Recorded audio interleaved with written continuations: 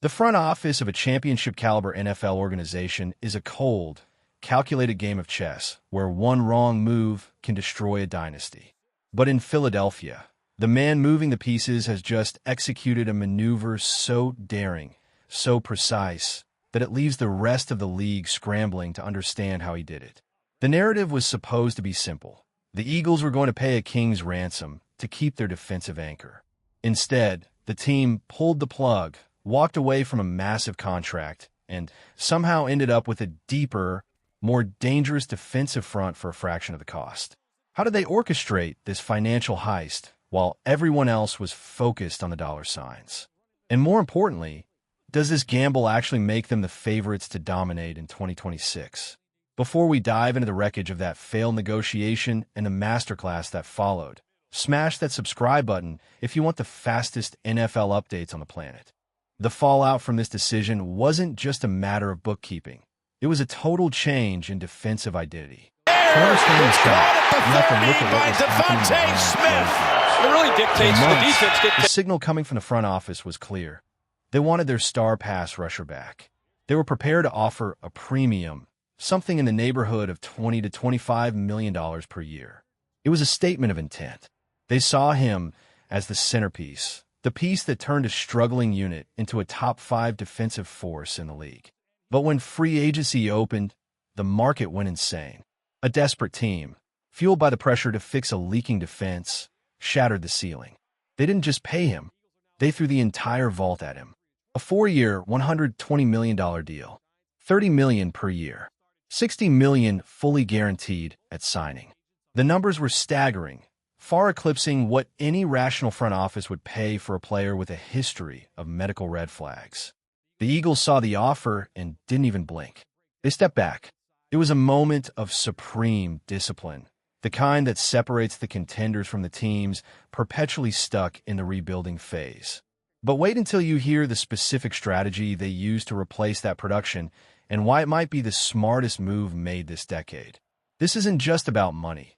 It's about the philosophy of building a winning culture. While other organizations throw cash at problems, hoping the check solves the lack of talent, this team pivoted. They didn't just find a replacement. They went out and secured a multi-pronged attack. They traded for Jonathan Greenid, a move that sent ripples through the league. The contract they handed Greenid, $25 million per year. That is $5 million cheaper than what was offered to the former star. But the real victory lies in the guarantees. Greenid received $50 million in guaranteed money, $30 million less than the package that lured their previous defensive anchor to Carolina. It was a surgical strike. Even after accounting for the draft assets they sacrificed to make the trade happen, the long-term math is beautiful. Through the compensatory pick formula, the team is set to recoup a third-round selection, essentially neutralizing the cost of the transaction. But the real story is in the 2026 salary cap flexibility. When you stack the contracts of Jonathan Greenid, Arnold Ebiketie, and A.J. Epinesa, the combined cap hit is roughly $5 million. That is effectively paying for 3 high-upside weapons for less than what a single player would have cost on the open market. It is, quite frankly, a masterclass in roster management. But the question remains, can this new-look front line translate those cap savings into actual pressure on the quarterback? Who is truly to blame for the inflated contracts we see across the league? Or is this just the new reality of the NFL? Drop a name in the comments below. While the front office was busy retooling the roster, there was a strange, almost mystical energy surrounding the team's influence. There is a story circulating about an unexpected connection between the football field and the hardwood. As the city was obsessing over the gridiron, there was a moment where a simple, tangible object, a piece of history, was passed from a front office executive to the leadership of the New York Knicks. It was a piece of slate from the city of David in Jerusalem, a good luck charm that had been present during a legendary championship run. On the night this charm was handed over, a basketball team facing a 29-point deficit in the playoffs did the impossible. They erased the gap, turning a disaster into the largest comeback in NBA postseason history. Some call it coincidence. Others in the building prefer to see it as the byproduct of a winning mindset. It is that kind of belief that permeates the facility. But the excitement doesn't stop with the front office maneuvering or the folklore of winning. The focus now shifts entirely to the future. All 8 selections from the recent draft class have officially signed their names on the dotted line. The ink is dry. The youth movement is locked in. Among them is a massive offensive tackle, a 6'8", 350-pound wall out of Miami who has turned heads throughout the spring. During the mandatory minicamp and OTAs, this rookie wasn't just observing. He was stepping into the first-team reps, filling the void left by veterans. The coaching staff sees him as a legitimate successor to the legendary standards set by the team's long-standing icons. He didn't give up a single sack in his final collegiate season. That isn't just potential, that is production. With all these contracts finalized, the path is clear for the transition into training camp. But as the rookies prepare to report alongside the veterans, a glaring question hangs over the locker room. Who is going to step up and lead this defense? The landscape has changed. The emotional heartbeat of a unit from previous years has moved on, and the players are looking for a new voice to command the green.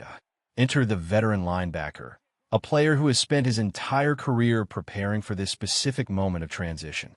Entering his 3rd year in the current defensive scheme, he is no longer worried about his own assignments. He is reaching the level of mastery where he can diagnose the opposing offense before the ball is even snapped. He talks about the defense with a hunger that you rarely see in established starters. He is particularly vocal about the arrival of new talent, specifically a tall, incredibly fast defensive back who has dominated the off-season workouts. Seeing him move, seeing the way he processes the game, has injected a new level of confidence into the defensive room. The architect behind this defensive philosophy is, of course, the veteran coordinator, a man as rugged and unyielding as the coal mining towns where he grew up. He is not a coach for the faint of heart. He demands an old-school, grinded-out mentality. He requires total buy-in, and if you're willing to learn, he will push you to heights you didn't know you could reach. There is a symmetry to it, a city built on iron and grit, and a coach whose tactical approach mirrors that same industrial toughness. It didn't work everywhere he went, but in this city, it has found a permanent home. The players know that they are part of a system that maximizes their traits, turning raw speed and aggression into a calculated, suffocating force. As we approach the start of the season, the pressure is mounting. The expectations are not just to win, but to dominate. The front office has done its part, clearing the cap and bringing in the pieces. The coaching staff has the system in place. The rookies are signed and ready to work. The locker room has found its new leaders. Everything is lined up. The pieces are on the board. Now, it all comes down to what happens when they line up on the field in September. The foundation is set for what could be a historic season.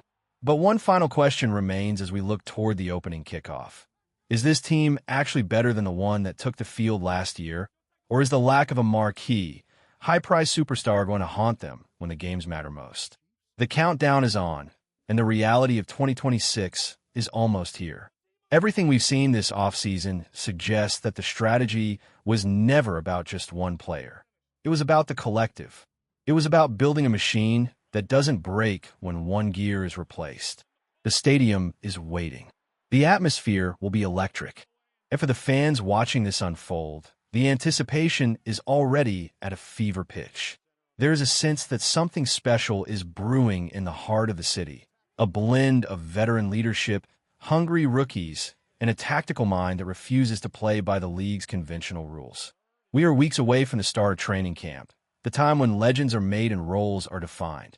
From the front office masterclass to the locker room leadership transition, every move has been made with a singular focus.